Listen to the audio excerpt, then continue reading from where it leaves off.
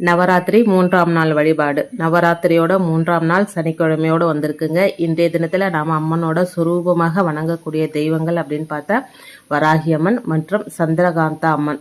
இவங்களை நம்ம வழிபாடு செய்வதன் மூலம் எதிரிகள் தொல்லையிலிருந்து விலகலாம். நம்முடனே இருந்து கொண்டு நமக்கு துரோகம் செய்பவர்கள் நம்மை விட்டு விலகி செல்வார்கள்.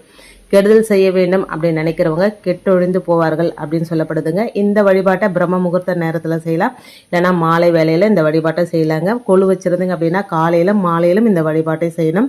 அன்றைய தினத்தில் நீல நிறத்தில் அம்மனுக்கு நம்ம புடவை சாத்துறதோ இல்லை நீல கலர் ட்ரெஸ் நம்ம போட்டுக்கின்னு இந்த வழிபாட்டை செய்யணுங்க.